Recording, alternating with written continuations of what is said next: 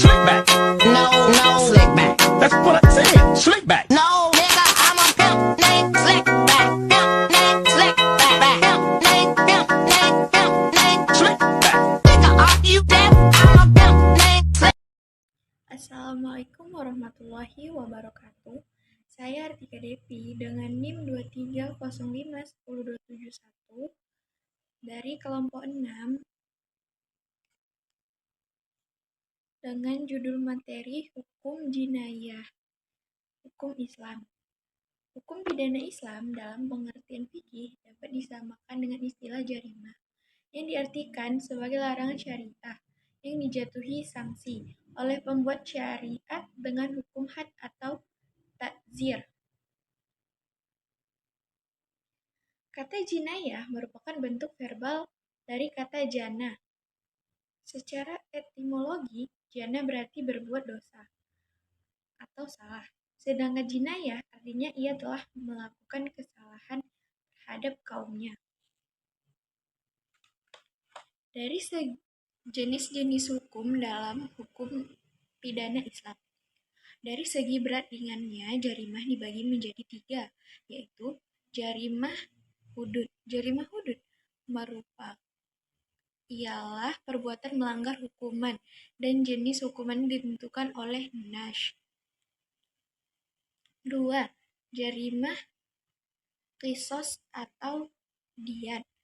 Yang dimaksud dalam jarimah ini adalah perbuatan-perbuatan yang diancam hukuman qisas atau hukuman diyat. Baik qisas maupun diyat adalah hukuman-hukuman yang ditentukan batasnya, yang tidak memiliki batas rendah maupun tinggi. 3. Jarimah tazir. Jarimah tazir adalah jarimah yang diancam dengan hukuman tazir. Pengertian tazir menurut bahasa ialah ta'dib atau memberi pelajaran. 2. Ditinjau dari niatnya, jarimah dibagi menjadi 2, yaitu pertama jarimah sengaja, yaitu dilakukan oleh seseorang dengan sengaja. Ia tahu bahwa perbuatan itu dilarang dan akan dikenai sanksi. 2. Jarimah tidak sengaja, di mana seseorang melakukan hal tersebut dengan ketidaksengajaan yang dilakukan karena suatu kelalaian. Ditinjau dari segi waktunya, jarimah dibagi menjadi 2, yaitu jarimah tertangkap basah dan jarimah tidak tertangkap basah.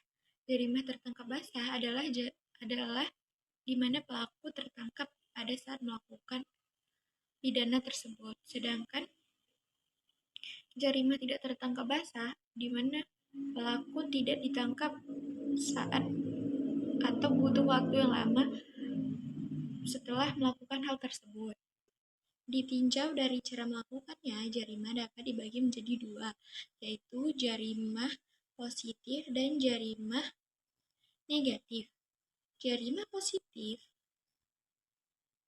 atau kejahatan dengan melanggar larangannya yang dapat berupa perbuatan aktif maupun pasif. Sedangkan jarimah negatif adalah kejahatan dengan melanggar perintahnya. Ditinjau dari segi objek, jarimah dapat dibagi menjadi 2, yaitu jarimah perseorangan dan jarimah masyarakat.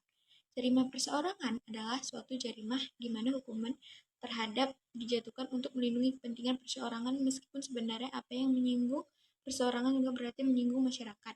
Sedangkan jarimah masyarakat adalah suatu jarimah di mana hukuman terhadap dijatuhkan untuk menjaga kepentingan masyarakat, baik jarimah tersebut mengenai perseorangan maupun permasyarakatan.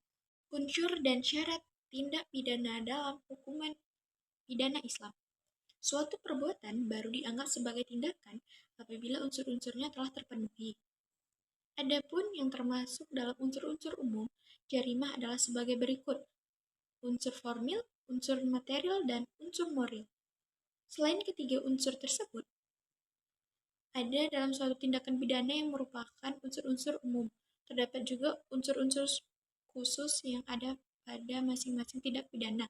Yang dimaksud dengan unsur khusus ialah unsur yang hanya terdapat pada peristiwa pidana tertentu dan berbeda antara unsur khusus pada jenis jarimah yang satu dengan jenis jarimah lainnya. Pertanggungjawaban dalam hukum pidana Islam.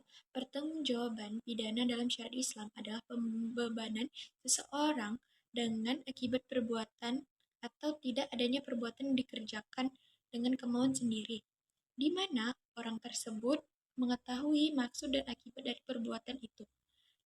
Dalam syariat Islam, pertanggungjawaban itu didasarkan pada 3 hal, yaitu adanya perbuatan yang dilanggar, perbuatan itu dikerjakan oleh kemauan sendiri, dan pelaku mengetahui akibat perbuatan itu.